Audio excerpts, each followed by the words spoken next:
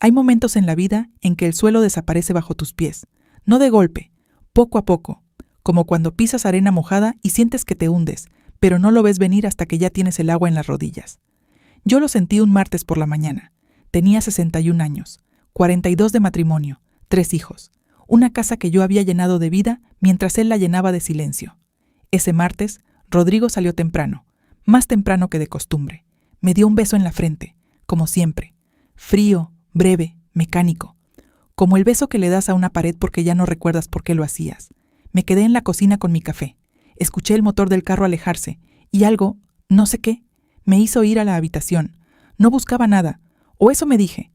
Estaba haciendo la cama cuando vi que había dejado su teléfono sobre el buró. No, Rodrigo nunca dejaba su teléfono. En 20 años, ese hombre dormía con el aparato debajo de la almohada si podía. Lo cargaba al baño, a la mesa, al patio.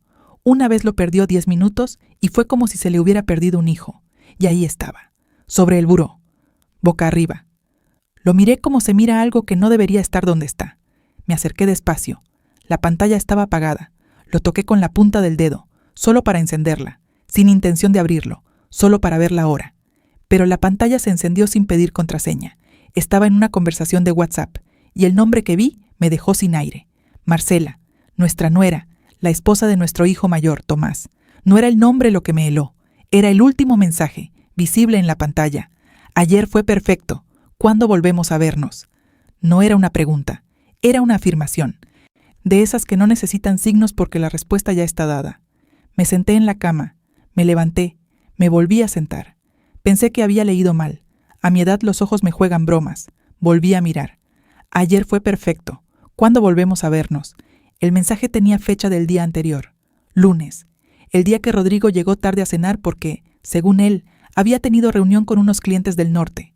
Clientes del norte. Llevaba años tragándome esas palabras. Clientes del norte. Viajes de trabajo, congresos, cenas de negocios, una vida entera de explicaciones que sonaban razonables y se apilaban una sobre otra hasta volverse una pared. Puse el teléfono donde estaba, exactamente como lo encontré. Me fui a la cocina, terminé mi café frío y empecé a pensar. Conocí a Rodrigo cuando yo tenía 19 años. Él tenía 26. Era guapo y seguro de sí mismo, de esos hombres que llenan una habitación sin esfuerzo. Me cortejó 6 meses. Me prometió una vida. Y me la dio. Hay que ser justa. Una casa, 3 hijos sanos, vacaciones una vez al año. Nunca nos faltó el pan, pero hay cosas que no se ven en las fotografías de familia. La manera en que te interrumpe cuando hablas. La manera en que mira a otro lado cuando dices algo importante. La manera en que decides no decir nada porque ya sabes que no sirve de nada. 42 años de esas pequeñas muertes. Y yo las había enterrado una por una, convencida de que así funcionaba el matrimonio, de que el amor era eso, aguantar, adaptarse, no hacer olas. Mi madre me lo enseñó, y la madre de ella antes. Pero ese martes, sentada en mi cocina con el café frío en la mano, algo se rompió, no con estrépito, no con la calma precisa de algo que lleva demasiado tiempo aguantando peso. Marcela llevaba 8 años en nuestra familia. Había entrado por la puerta de mi casa como entra la gente que quiere quedarse para siempre, con sonrisas amplias, regalos en cada visita, ese don especial para hacerle sentir a uno que es el centro del mundo. Tomás la adoraba, la adora todavía, imagino. Yo siempre tuve algo, una incomodidad que no sabía nombrar, una sensación de que había demasiado cálculo en su calidez. Pero me callé. Pensé que eran celos de suegra, que era yo la del problema. Me callé. Como siempre. Rodrigo, en cambio, la celebraba. Decía que Marcela era lo mejor que le había pasado a Tomás. La defendía en las discusiones familiares. Se ponía de su lado con una naturalidad que yo interpretaba como generosidad. 42 años y todavía podía equivocarme así. Esa mañana llamé a mi amiga Consuelo, la única persona que me conoce de verdad. Le dije que necesitaba verla. ¿Estás bien?, preguntó. No, le dije, pero voy a estarlo. Nos encontramos en el café de siempre, una mesa al fondo, lejos de la puerta. Consuelo llegó antes que yo y ya tenía 2 tazas esperando. Me miró la cara y no dijo nada. Me dejó sentarme, me dejó envolver las manos en la taza caliente. Cuéntame, dijo al fin. Le conté lo del teléfono, el mensaje, el nombre. Consuelo no se escandalizó. Consuelo es de las personas que escuchan primero y reaccionan después. Eso la hace valiosa. ¿Leíste más mensajes?, preguntó. No, lo puse donde estaba. ¿Por qué? Lo pensé. Porque necesitaba saber qué ibas a hacer antes de que él supiera que yo sabía. Consuelo asintió despacio. «A fin, bien», dijo. «Eso estuvo bien». Me habló con calma. Me dijo que antes de hacer cualquier cosa necesitaba información, que la rabia era válida pero que no me servía todavía, que tenía que pensar. «¿Tienes acceso a las cuentas del banco?», preguntó. La pregunta me sorprendió. «Tengo mi cuenta propia, la que manejo para la casa». «¿Y las de él?». «Hay una cuenta conjunta, pero él tiene otras. Siempre dijo que eran de la empresa». Consuelo me miró fijo. «¿Y tú nunca preguntaste?». El silencio entre las dos duró varios segundos. Número. Nunca había preguntado. Porque Rodrigo tenía una manera de contestar preguntas sobre dinero que hacía que te sintieras pequeña por haberlas hecho. Una mirada, un suspiro, un «¿ahora qué?», cargado de cansancio, y uno aprendía a no preguntar. «Necesito que hables con un abogado», dijo Consuelo, antes de confrontarlo, antes de decirle nada. «No sé si quiero separarme. No importa todavía. Necesitas saber en qué terreno estás parada». Tenía razón, y en algún lugar dentro de mí, detrás del dolor y la confusión, lo sabía. Esa tarde, Rodrigo llegó a la hora de siempre. Entró a la cocina. Me preguntó qué había de cenar. Abrió el refrigerador. Tomó agua. Lo observé como si lo viera por primera vez. Era el mismo hombre. El mismo gesto de aflojar la corbata al entrar. La misma manera de apoyarse en la encimera. La misma cara que yo había mirado 42 años. Pero ahora yo sabía algo que él no sabía que yo sabía, y esa diferencia lo cambiaba todo. «¿Cómo te fue?», le pregunté. Voz normal, manos ocupadas en la estufa. «Bien», dijo. «¿Cansado? ¿Mucho trabajo?». «Siempre». Se fue a la sala. Encendió el televisor. Y la vida siguió como si nada. Esa noche no dormí. Estuve mirando el techo con los ojos abiertos mientras él roncaba a mi lado. Pensé en Tomás, en lo que esto le haría, en los nietos, en la familia que yo había construido ladrillo por ladrillo durante décadas. Pensé en Marcela, sentada en algún lugar, escribiendo ese mensaje con la calma de quien no teme nada.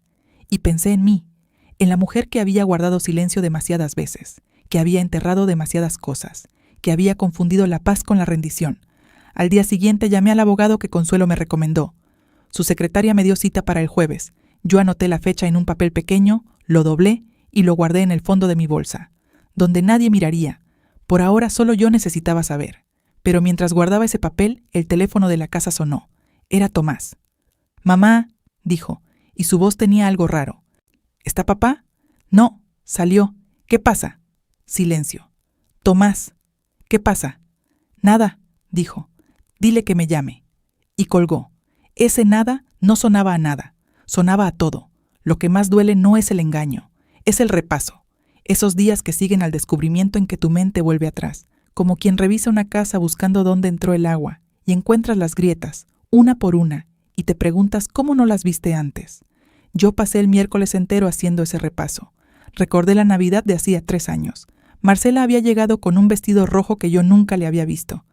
Rodrigo le dijo que estaba espléndida. Yo pensé que era un cumplido de suegro, un cumplido normal. Ahora pensaba en el tono, en cómo lo dijo, en cómo ella sonrió sin mirarlo a los ojos, que es la sonrisa de quien ya tiene un secreto compartido. Recordé un cumpleaños de Tomás. Hace 2 años, Rodrigo y Marcela discutieron algo en la cocina mientras yo ponía la mesa. Yo escuché las voces, pero no las palabras. Cuando entré, los dos se separaron. Rodrigo dijo que estaban hablando del regalo. Marcela asintió. Yo serví los vasos y no pregunté nada. ¿Cuántas veces había servido los vasos y no preguntado nada? Me detuve frente al espejo del pasillo esa mañana. Me miré. 61 años. El cabello blanco que me había dejado crecer porque a Rodrigo le gustaba así. Decía, las manos trabajadas, los ojos cansados, pero no apagados. Todavía no. «Tú sabías», le dije a la mujer del espejo. «En algún lugar tú sabías». Y era verdad. No lo sabía con palabras. Lo sabía con ese malestar silencioso que una aprende a ignorar porque ignorarlo es más fácil que enfrentarlo. Esa mañana decidí que se acabó el ignorar. El jueves llegué puntual al despacho del abogado. Se llamaba Ernesto Villanueva, un hombre de unos 55 años, delgado, con lentes de armazón oscura y una manera de escuchar que me hizo sentir, por primera vez en mucho tiempo, que lo que yo decía importaba. Le conté todo, sin adornos, el teléfono, el mensaje, el nombre de Marcela, la llamada de Tomás, los años de cuentas que yo no veía. Escuchó sin interrumpirme. Cuando terminé, tomó su pluma y abrió un cuaderno. «¿Tienen régimen de sociedad conyugal o separación de bienes?», preguntó. «Sociedad conyugal», dije. «Siempre fue así. Él lo propuso cuando nos casamos y yo no vi razón para objetarlo. ¿Conoce los bienes que tienen a nombre de los dos? La casa donde vivimos, un terreno que compramos hace 15 años, la cuenta conjunta del banco. ¿Y a nombre de él solo? Dudé. Sé que tiene cuentas de la empresa. Siempre dijo que eran necesarias para el negocio. Nunca me mostró los estados de cuenta. Villanueva anotó algo. ¿La empresa está a nombre de él solamente? Sí. Yo nunca participé. Él decía que era mejor así, que los negocios y el matrimonio no debían mezclarse.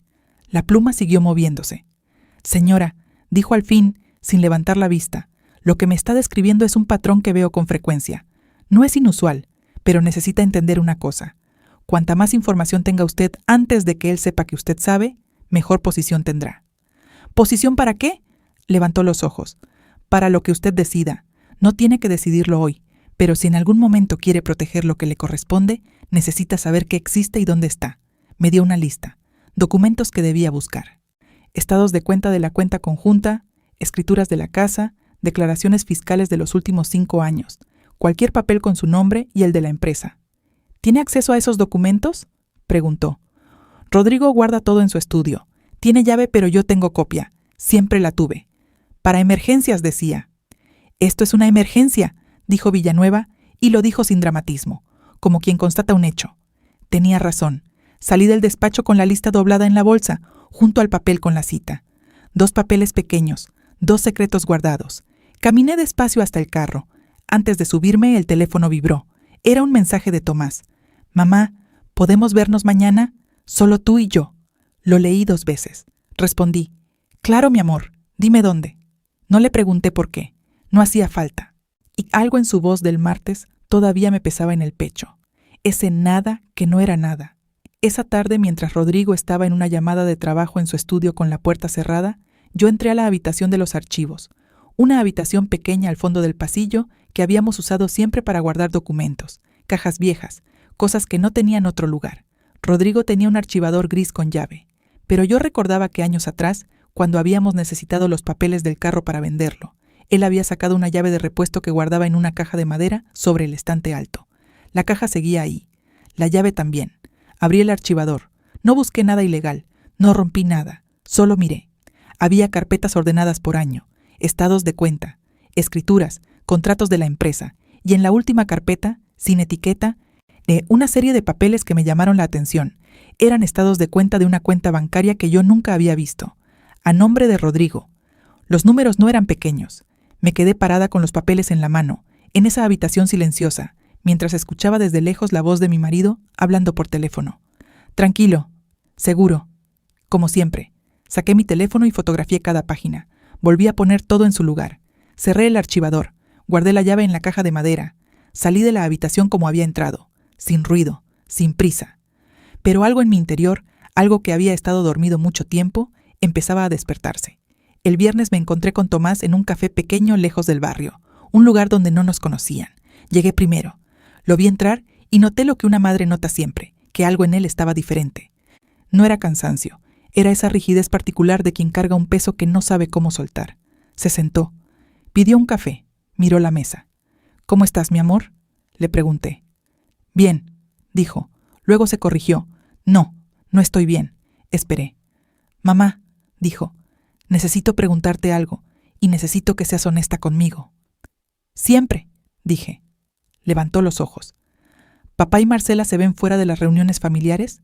El corazón me dio un vuelco, pero mantuve la voz quieta. ¿Por qué me preguntas eso? Porque encontré algo, dijo. Hace 2 semanas, una transferencia en la cuenta de Marcela. Un depósito repetido, cada mes, desde hace por lo menos 1 año. Siempre el mismo monto, siempre la misma fuente. Se detuvo. La fuente es una cuenta que no reconocí. Busqué. Me tomó tiempo. Pero la cuenta está vinculada a una empresa que papá tiene registrada a nombre de un tercero. El café entre mis manos de repente estaba demasiado caliente. Tomás, dije despacio, no quiero que sea lo que creo que es, dijo, y su voz se quebró apenas, lo justo para que yo viera el tamaño del dolor. Pero ya no puedo ignorarlo. Guardé silencio un momento. Luego le conté lo del teléfono, el mensaje, el martes. No se sorprendió. Eso fue lo que más me dolió, que no se sorprendiera. ¿Cuánto tiempo llevas sospechando?, le pregunté. Meses, dijo. Pero no quería creerlo. Marcela cambia el humor de un momento al otro. Hay días que no la reconozco. Pensé que era trabajo, estrés. Me convencí solo de que me estaba imaginando cosas. Tú también aprendiste a no preguntar, dije en voz baja. Me miró, y en sus ojos vi algo que me rompió el corazón y me lo unió al mismo tiempo. Se reconoció en lo que yo acababa de decir. ¿Qué vamos a hacer, mamá? Todavía no lo sé, dije. Pero ya no vamos a seguir mirando para otro lado. Pagué el café. Le tomé la mano sobre la mesa un momento. Ese gesto que hacía cuando era niño y tenía miedo. Él lo dejó estar. Afuera empezaba a llover. Esa noche, mientras Rodrigo dormía, yo abrí las fotos que había tomado en el archivador. Las revisé despacio, una por una. La cuenta desconocida mostraba movimientos que abarcaban 6 años, ingresos regulares que no correspondían con ningún negocio que yo conociera, y salidas. Varias salidas mensuales a distintos destinos, pero una de ellas, repetida con exactitud, coincidía con el monto que Tomás había descrito. No era casualidad. Nada de esto era casualidad. Fui a la cocina a tomar agua. Me quedé de pie junto a la ventana mirando la calle mojada. Una farola temblaba con el viento. 61 años. 42 de matrimonio. Y ahora esto. Pensé en la mujer que había sido a los 19 años. Esa muchacha que creyó que el amor era suficiente, que la lealtad se correspondía, que si una daba todo, recibía todo. ¡Qué equivocada! Pero también pensé en algo más, en que esa muchacha de 19 años había sobrevivido cosas que nadie vio. Había criado 3 hijos, había sostenido una casa, había aguantado silencios y desprecios y años de ser invisible, y seguía de pie. Seguía de pie, y ahora tenía algo que no había tenido nunca en 42 años. Información. Información es poder. Eso me lo había dicho Villanueva sin decirlo con esas palabras. Y yo, por primera vez, Ena lo entendí en el cuerpo. Volví a la habitación. Me acosté despacio para no despertar a Rodrigo. Cerré los ojos. Al día siguiente llamaría a Villanueva. Le enviaría las fotos. Le contaría lo de Tomás y las transferencias. Empezaríamos a armar el caso. Pero antes de quedarme dormida, el teléfono vibró sobre el buró. Un mensaje nuevo. No era de Consuelo, no era de Tomás, era de un número que no tenía guardado. Y el mensaje decía solamente: sé lo que encontraste. Necesitamos hablar antes de que cometas un error. No dormí. El teléfono quedó sobre el buró y yo lo miré como si fuera una serpiente enrollada. El mensaje seguía ahí. Quieto. Esas 15 palabras que alguien había calculado con cuidado para producir exactamente lo que produjeron. Miedo, pero también algo más. Curiosidad. Porque ese mensaje no era de alguien que ignoraba lo que pasaba. Era de alguien que sabía. Y si sabía, significaba que yo no era la única que había estado observando en silencio. Apagué la pantalla. No respondí. Necesitaba pensar antes de moverme. Rodrigo seguía dormido a mi lado. Respiraba con esa calma de quien no tiene nada en la conciencia, o de quien ha aprendido a dormir con ella de todas formas. No supe cuál de las dos era, y en ese momento tampoco importaba. Me levanté despacio. Fui a la cocina. Preparé café aunque eran las 3 de la madrugada y sabía que no volvería a dormir. Me senté en la misma silla donde había estado el martes cuando todo empezó. La silla junto a la ventana, la que tiene la pata un poco chueca y siempre cruje cuando uno se mueve. Miré el mensaje otra vez. Sé lo que encontraste. Necesitamos hablar antes de que cometas un error. El número no tenía código de área conocido. Era de otra región o de otro país. No podía saberlo así. Pensé en las personas que podían saber lo que yo había encontrado. Rodrigo, dormido sin saberlo. Tomás, sí sabía, pero ese no era el estilo de Tomás. Él habría llamado, no enviado un mensaje anónimo y frío. Consuelo, imposible. Consuelo era mi trinchera. ¿Quién más? Me quedé con esa pregunta hasta que el cielo empezó a clarear. A las 8 de la mañana le envié las fotos a Villanueva por el canal seguro que él me había indicado. Le escribí también sobre el mensaje anónimo. Le conté lo que Tomás había descubierto con las transferencias. Respondió en media hora. No conteste ese número todavía. Veámonos hoy a las 12. Rodrigo desayunó sin sospechar nada. Me preguntó si había dormido bien, y yo dije que más o menos, que el calor me había desvelado. Me miró 2 segundos, asintió y volvió a su teléfono. 42 años de matrimonio y ese hombre no sabía leerme la cara, o no quería. Salió a las 9. Yo esperé 10 minutos, como siempre, hasta escuchar que el motor del carro se perdía en la distancia. Luego fui al estudio. No buscaba nada nuevo, solo quería verificar algo. El archivador estaba cerrado, como lo había dejado, todo en su lugar. Pero había una cosa que no había revisado bien la primera vez. Una agenda de cuero negro que Rodrigo usaba para anotar citas. La tenía desde hacía años. Yo me la había regalado en un aniversario. La tomé. La abrí por las páginas recientes. La mayoría eran abreviaturas que yo no entendía, nombres de clientes quizás, números de teléfono. Pero en la página del lunes pasado, el día del mensaje de Marcela, había una sola anotación. M, 4 de la tarde, apartamento 7. Apartamento. Cerré la agenda, la puse en su lugar. Salí del estudio y cerré la puerta con la misma calma con que había entrado. Pero así por dentro no había calma. Había una certeza fría y pesada que se instalaba en el centro del pecho y no pedía permiso. Villanueva me recibió con el cuaderno abierto y 2 vasos de agua sobre el escritorio. Revisó las fotos que le había enviado. Las estudió despacio, en silencio, pasando de una a otra con el dedo. Yo esperé sin interrumpir. «Bien», dijo al fin. «Esto es relevante, muy relevante». «¿Por qué?» «Porque esta cuenta no está declarada dentro de la sociedad conyugal. Si estos movimientos son lo que parecen, si su esposo ha estado gestionando activos que legalmente también le pertenecen a usted, sin su conocimiento ni su consentimiento. ¿Eso es un delito? Puede serlo, dependiendo de cómo se haya estructurado todo, podría configurar ocultamiento de bienes, y eso cambia significativamente su posición en un eventual proceso de divorcio. La palabra divorcio cayó sobre la mesa entre los dos. No la había dicho yo, la había dicho él, y sin embargo fue como si yo misma la hubiera pronunciado por primera vez en voz alta, después de tenerla guardada en algún rincón desde hacía días. «Todavía no he decidido», dije. «Lo sé», dijo Villanueva. «No tiene que decidir hoy, pero lo que sí necesita decidir hoy es si responde ese mensaje anónimo. ¿Usted qué recomienda?» «Que no responda todavía. Primero necesitamos saber quién es». «¿Tiene alguien de confianza con conocimientos tecnológicos?» «Un familiar, un conocido», pensé. «El hijo menor de Consuelo trabaja en sistemas. Bien, ese número puede rastrearse, o al menos ubicarse aproximadamente. Antes de abrir cualquier comunicación con esa persona, necesita saber con quién está hablando». Salí del despacho con más preguntas que respuestas, pero también con algo distinto, una sensación de que yo ya no era la que miraba desde afuera, que me había sentado a la mesa aunque nadie me hubiera invitado.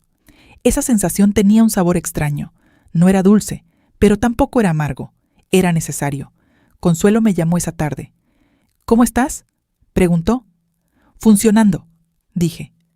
«¿Encontraste algo más?». Le conté lo de la agenda, el apartamento y el mensaje anónimo. Silencio al otro lado. «Elena», dijo Consuelo, y el uso de mi nombre fue suficiente para que supiera que venía algo serio. «Necesito decirte una cosa, y no sé si es el momento, pero ya no puedo callármela. Dime». Otro silencio, más corto. «Hace casi un año, en la fiesta de cumpleaños de tu cuñada, vi algo. Rodrigo y Marcela salieron al jardín. Estuvieron ahí unos 15 minutos. Yo salí a buscar mi bolsa y los vi desde el corredor. No estaban discutiendo. Estaban cerca. Demasiado cerca para ser suegro y nuera. El silencio ahora era mío. ¿Por qué no me dijiste? Porque no estaba segura de lo que había visto. Porque no quería hacerte daño sin certeza. Porque tú amas a ese hombre aunque no lo merezca. Y no quería ser yo quien... Consuelo. Lo sé. Debí decirte. Lo sé. No le reproché nada. No era el momento y además no había rabia hacia ella. Había tristeza, sí. Esa tristeza particular de confirmar que lo que uno teme es real, que no era imaginación, que la incomodidad que uno lleva años silenciando tenía razón. ¿Puedo pedirle a tu hijo que trace ese número?, pregunté. Ya le avisé, dijo. Está esperando que se lo mandes. Así era Consuelo, siempre 2 pasos adelante cuando importaba. Esa noche Rodrigo llegó y anunció que el fin de semana siguiente habría una cena familiar, su cumpleaños número 67. Quería reunir a todos, hijos, nueras, nietos. Lo dijo con esa facilidad de quien no imagina que el mundo que conoce está siendo revisado desde sus cimientos. ¿Avisas a los muchachos?, me preguntó. Claro, dije. Serví la cena. Comimos. Hablamos de cosas sin importancia.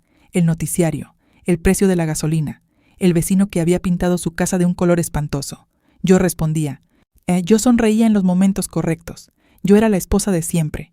Pero por dentro estaba contando los días, contando los movimientos, construyendo algo que nadie en esa mesa podía ver. A veces el poder más grande es el que nadie sabe que tienes. El hijo de Consuelo me escribió al día siguiente.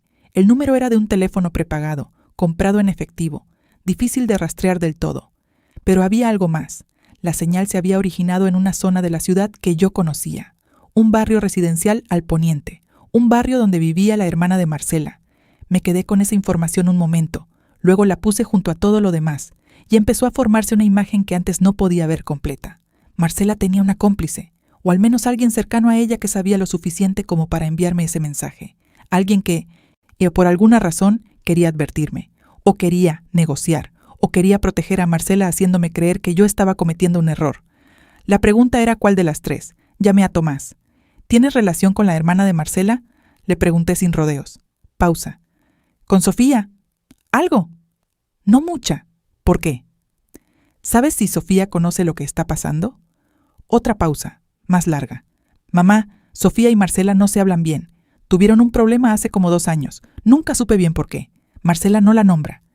¿Y antes de ese problema? Eran cercanas, muy cercanas. Colgué. Me quedé pensando. Una hermana que sabe algo, que se distanció, que ahora manda mensajes anónimos advirtiendo de errores. Una hermana que quizás no está del lado de Marcela, sino del lado de la verdad. Decidí responder el mensaje. Escribí solamente, ¿quién eres? Esperé. La respuesta llegó en 3 minutos. Alguien que sabe más que usted sobre cuánto tiempo lleva esto. Y sobre el dinero. Mucho más de lo que encontró. El estómago se me cerró. ¿Por qué me avisas? Esta vez tardó más. Casi 10 minutos. Porque lo que ellos dos planean hacer antes de que usted actúe le va a costar todo. Y usted no lo merece. Usted nunca le hizo daño a nadie. Leí el mensaje 3 veces. Lo que ellos dos planean. No era solo una aventura. No era solo dinero escondido. Había un plan. Algo que estaban construyendo mientras yo servía la cena y hablaba del vecino con la casa de color espantoso. Respondí. Necesito que me cuentes todo. En persona. Silencio largo. Luego. Jueves, a las 10 de la mañana. El mercado de flores cerca del Parque Central. Vaya sola. Guardé el teléfono. Miré por la ventana. Las manos no me temblaban. Eso me sorprendió. Esperaba que temblaran, pero no. Estaban quietas, firmes, como las manos de alguien que ya encontró el suelo después de mucho tiempo hundiéndose en arena. El miércoles por la noche, Rodrigo recibió una llamada que lo hizo salir al patio. Estuvo afuera 20 minutos. Cuando volvió, tenía una expresión que yo no le había visto antes. No era preocupación exactamente, era cálculo, la expresión de alguien que está evaluando sus opciones. «Todo bien», dijo, sin que yo hubiera preguntado. «Claro», dije yo. Nos fuimos a dormir, pero esa noche, cuando estuve segura de que él dormía, tomé mi teléfono y le escribí a Villanueva. «Hay alguien que quiere hablar conmigo. Dice que sabe más sobre el dinero y que hay un plan. Me reúno con ella mañana». La respuesta llegó a los pocos minutos, a pesar de la hora. «Grabe todo lo que pueda. No prometa nada. Solo escuche». Cerré los ojos. Mañana era jueves, el mercado de flores, las 10 de la mañana, y yo llegaría sola, como me habían pedido. Pero ya no era la misma mujer que había encontrado un teléfono sobre un buró una semana atrás. Esa mujer había sobrevivido el descubrimiento. Había sobrevivido el miedo. Había empezado a construir algo con sus propias manos, en silencio, sin que nadie lo viera. Lo que venía mañana, no lo sabía. Pero lo que sí sabía era que ya no iba a quedarme quieta, esperando que la vida me pasara por encima. Esa versión de mí había terminado, aunque todavía no sabía el precio que iba a cobrarme esa decisión. El mercado de flores olía a tierra mojada y a jazmín. Llegué 10 minutos antes, no porque fuera puntual por naturaleza, sino porque necesitaba ver el lugar antes de que ella llegara. Necesitaba saber las salidas, los rincones, los puestos donde uno podía pararse sin que nadie le prestara atención. Consuelo me había enseñado eso sin saberlo.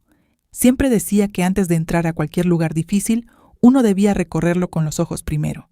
El mercado era grande, puestos de flores a ambos lados de un pasillo central, rosas, claveles, alcatraces, margaritas, mujeres con delantal comprando al por mayor, hombres cargando cubetas de agua, un olor denso y vivo que en otro momento me habría parecido hermoso. Me ubiqué junto a un puesto de girasoles. Desde ahí veía la entrada principal y el pasillo completo. Puse el teléfono en el bolsillo exterior de la bolsa, grabando. A las 10 en punto la vi entrar. Era más joven de lo que había imaginado. Tendría unos 35 años. El cabello oscuro recogido, sin arreglo, como quien salió deprisa. Ropa sencilla, una bolsa pequeña cruzada al pecho, ojos que revisaban el espacio antes de avanzar, igual que los míos. Me reconoció antes de que yo me moviera. Caminó hacia mí sin dudar. «Usted es Elena», dijo. No era una pregunta. «Y tú eres Sofía», dije yo. Asintió.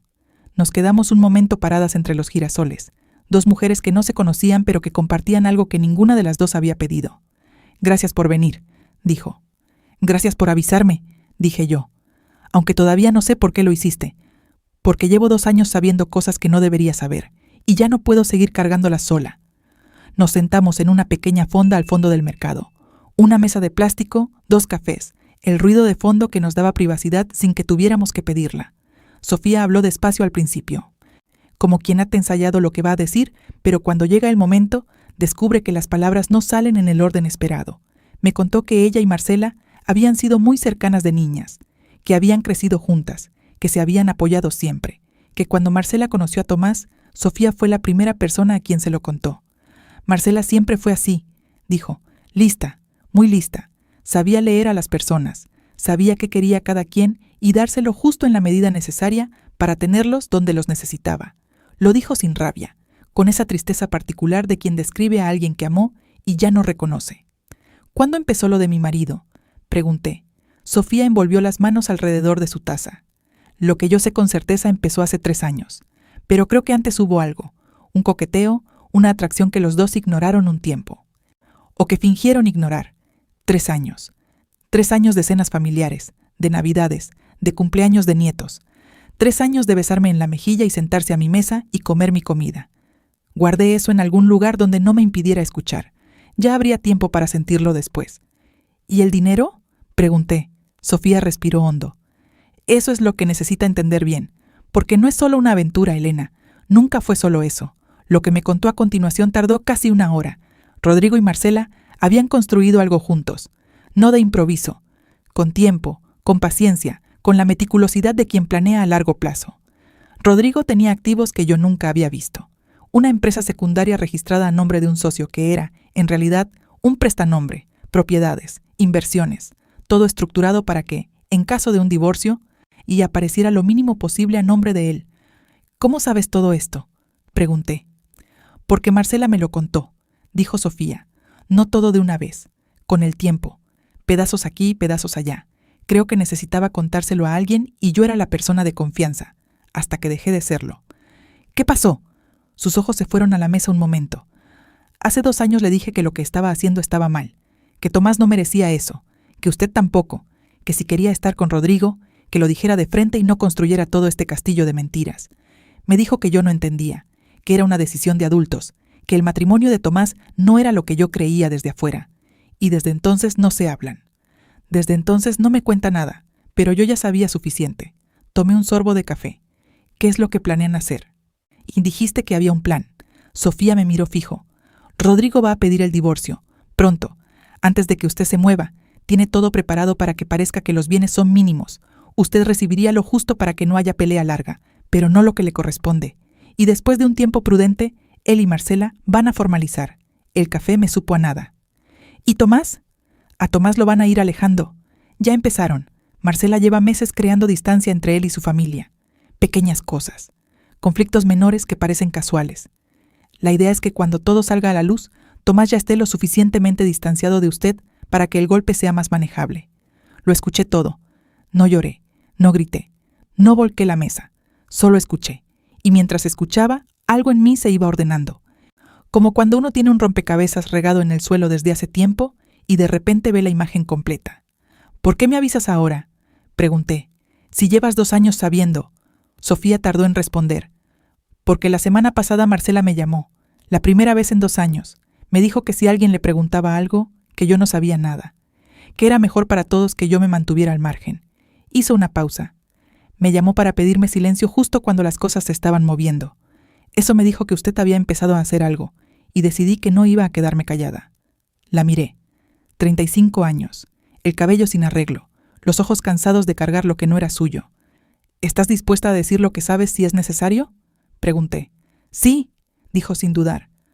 ¿Aunque eso lastime a tu hermana? Tardó más esta vez, pero asintió. Mi hermana tomó sus decisiones, yo tomo las mías. Salí del mercado con el teléfono grabado y la cabeza llena. Llamé a Villanueva desde el carro antes de arrancar. Le conté lo que Sofía me había dicho, el prestanombre, las propiedades, el plan del divorcio anticipado. Los dos escuchamos juntos en silencio un momento después de que yo terminé de hablar. ¿Grabó todo?, preguntó. Todo. Bien, necesito esa grabación hoy, y necesito que venga mañana temprano. Lo que me está describiendo cambia el enfoque completamente. ¿En qué sentido? En el sentido de que ya no estamos hablando solo de una infidelidad, estamos hablando de un fraude patrimonial sostenido en el tiempo. Eso tiene implicaciones legales muy distintas y mucho más favorables para usted.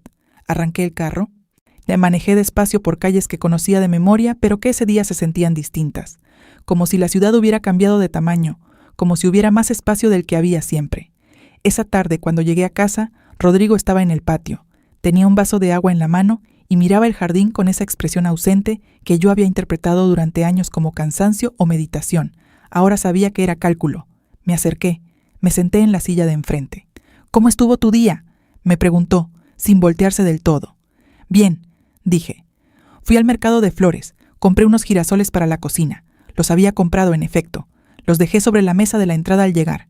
Un detalle pequeño pero necesario». «¡Qué bueno!», dijo.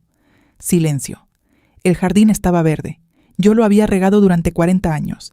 Había plantado cada arbusto, cada flor. Había peleado con la tierra difícil de esa zona. Había aprendido cuándo podar y cuándo dejar crecer. Rodrigo nunca había tocado una pala en ese jardín. «¿Confirmaste con los muchachos lo de la cena del sábado?», preguntó. «Sí», dije.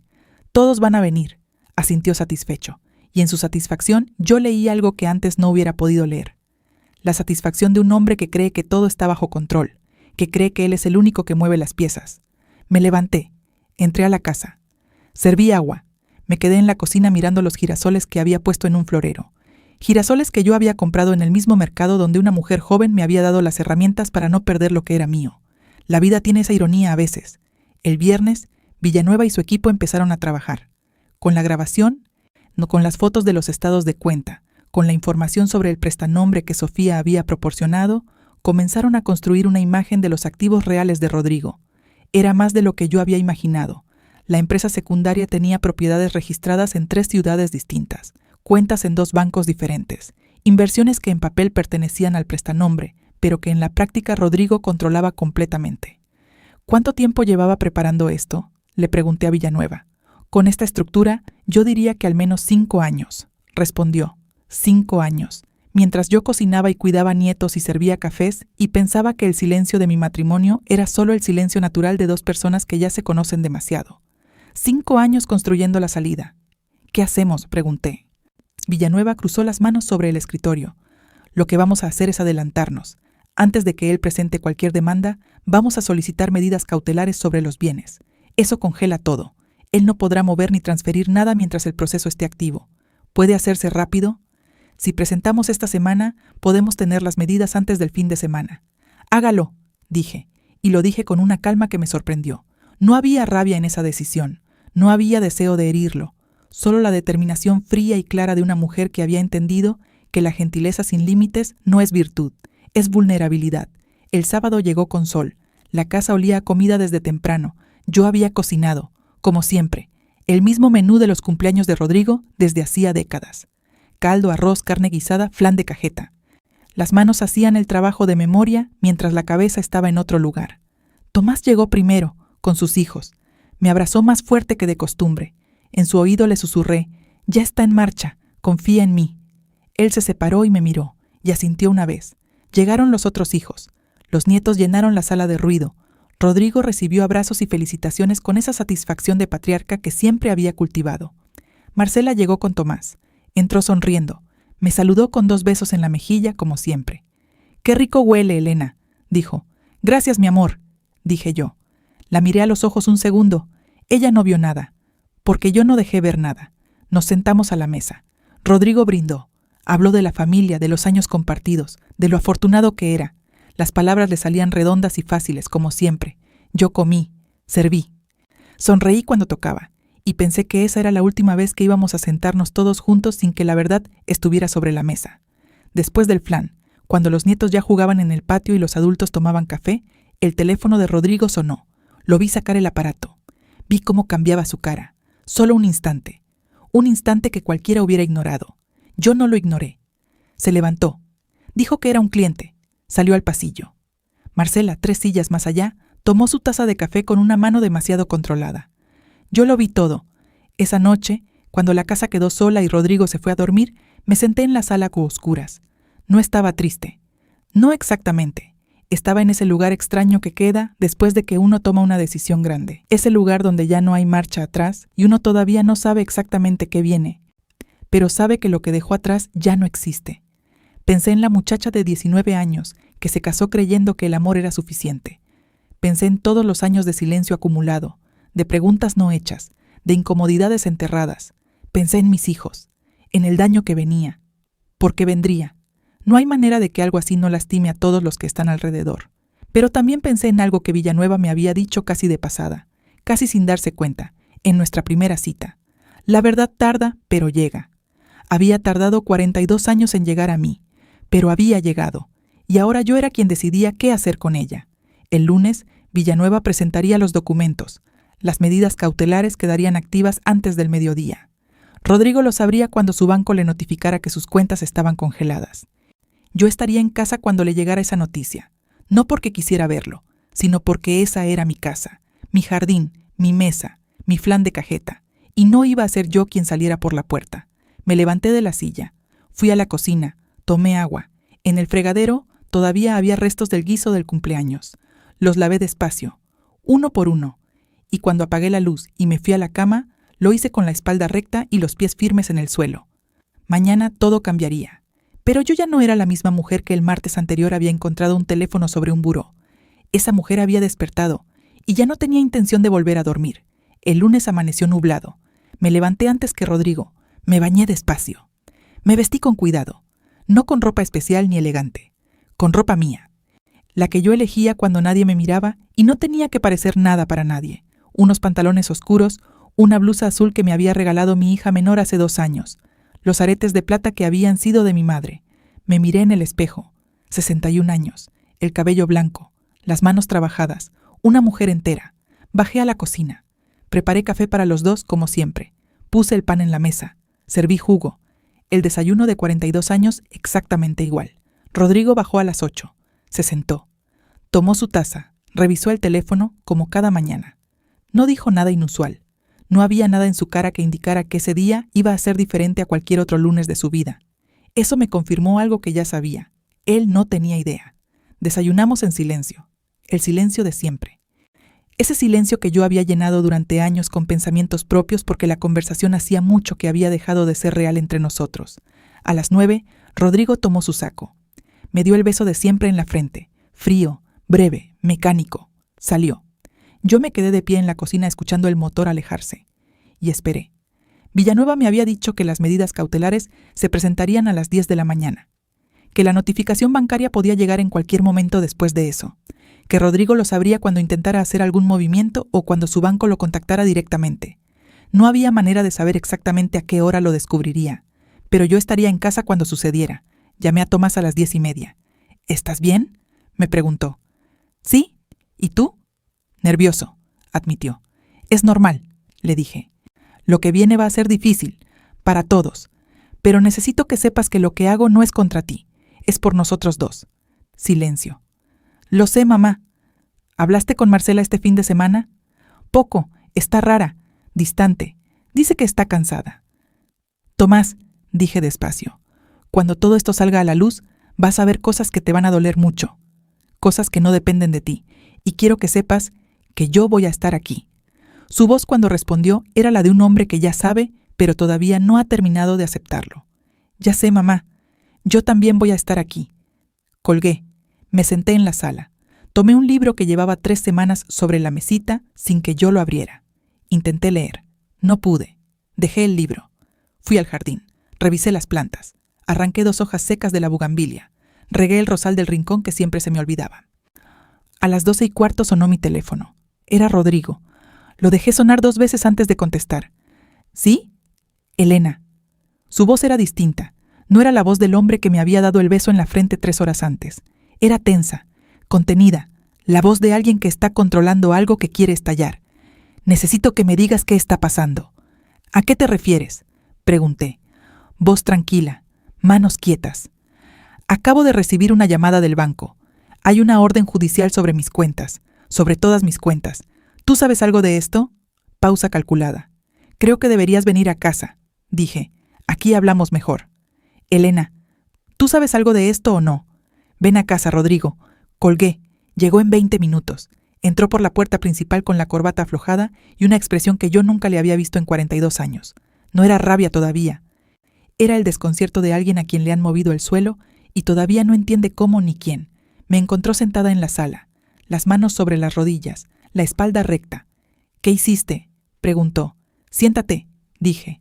«No quiero sentarme, quiero que me expliques». «Rodrigo». Lo dije con una calma que lo detuvo. «Siéntate». Se sentó, en el sillón de enfrente, el mismo sillón donde se había sentado 42 años a ver televisión, a leer el periódico e ignorarme con comodidad. Lo miré. «Sé lo de Marcela», dije. El silencio que siguió fue diferente a todos los silencios que habíamos compartido. «Elena, no. Ahora me escuchas tú». Algo en mi voz lo detuvo. Quizás fue el tono.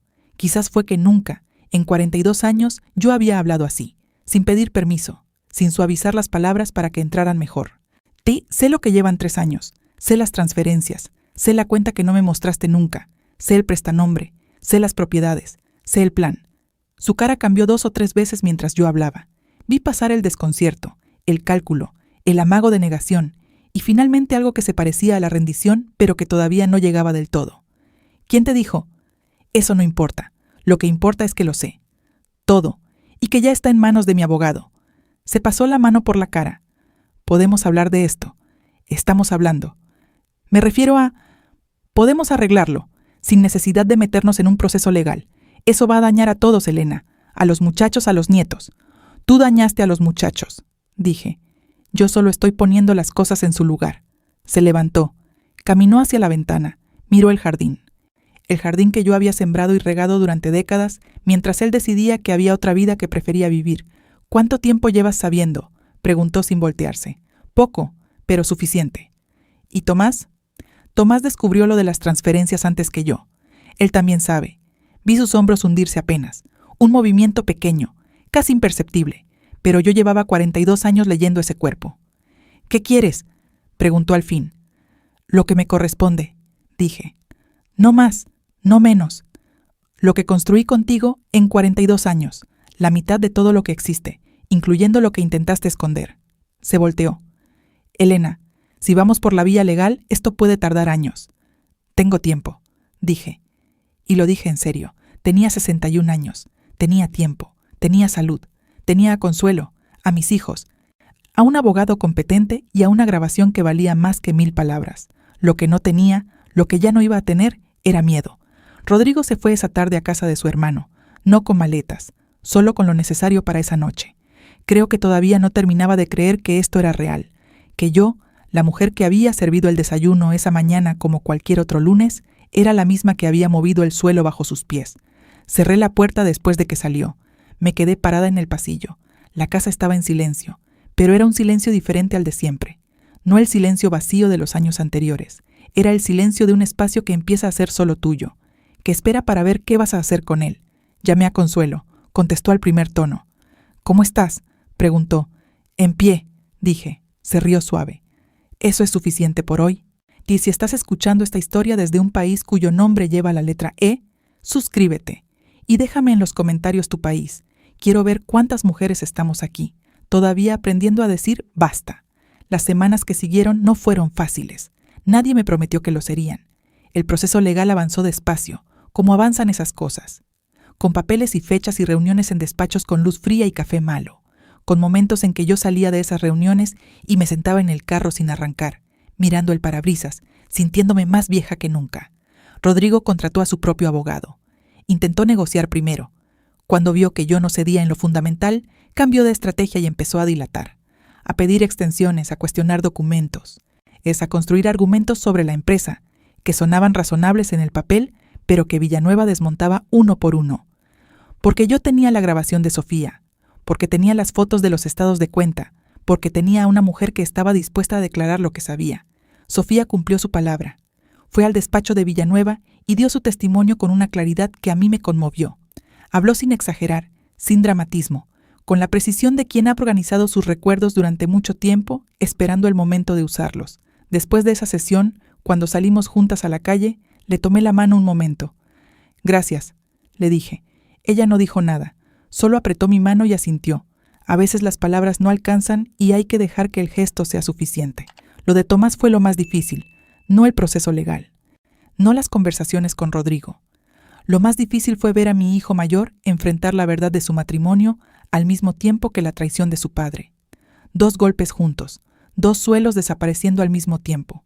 Tomás es fuerte, siempre lo fue. Pero hay formas de fuerza que no sirven para esto. Para esto se necesita otra cosa, una disposición a quedarse quieto en el dolor sin huir de él, sin convertirlo en rabia ni en silencio. Tomás lo fue aprendiendo despacio. Hubo semanas que lo llamaba todos los días, otras en que no llamaba pero me mandaba un mensaje corto, solo para decir que estaba bien. Aprendí a leer esos mensajes, a saber cuándo estaba bien de verdad y cuándo el bien era solo una pared. Marcela se fue de la casa de los dos un mes después de que todo salió a la luz. No sé los detalles de lo que pasó entre ellos. No me corresponde saberlos. Tomás los guarda para sí y yo respeto eso. Lo que sí sé es que mis nietos estuvieron confundidos y asustados varias semanas, que hubo noches en que los tuve en mi casa y los dormí con cuentos y chocolate caliente, igual que cuando eran más chicos, que en esos momentos yo entendí para qué sirven las abuelas, no para explicar lo que los adultos hicieron, sino para ser el lugar donde el mundo todavía tiene sentido. El proceso tardó 11 meses. 11 meses de documentos y audiencias y días en que me preguntaba si tenía fuerzas para seguir y otros en que las fuerzas llegaban solas, de lugares inesperados. Un mensaje de consuelo, una llamada de mi hija menor desde la ciudad donde vive, un café con Sofía, que se convirtió en algo parecido a una amistad rara y nueva y construida sobre una base extraña, pero real. Al final, el acuerdo reconoció lo que me correspondía, la casa, una parte proporcional de los bienes que habían estado ocultos, una pensión y el reconocimiento formal, aunque nunca se diga con esas palabras en los documentos legales, de que habían existido activos que se habían gestionado sin mi conocimiento. No fue todo lo que hubiera podido ser en circunstancias ideales, pero fue justo, y después de 42 años de no recibir lo justo, justo se sentía como mucho. La noche que firmé los últimos documentos, llegué a casa y me senté en el jardín. Era tarde, las 9 o 10 de la noche. El cielo estaba despejado y había una luna grande y tranquila, que no pedía permiso para estar ahí. Me traje una copa de vino.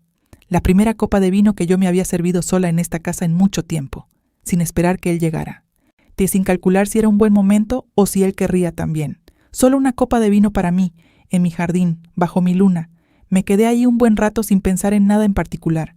A veces el descanso más honesto no es el que uno planea, es el que llega solo cuando uno ha terminado de hacer lo que tenía que hacer. Pensé, sin querer, en la muchacha de 19 años, en cómo entró a ese matrimonio con todo el corazón en la mano, sin pedir nada a cambio excepto correspondencia, en cómo aprendió a guardar silencio para mantener la paz, en cómo confundió la resignación con la madurez y la obediencia con el amor.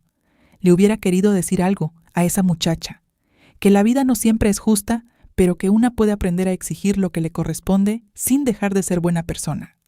Que el silencio puede parecer una forma de amor, pero a veces es solo miedo disfrazado.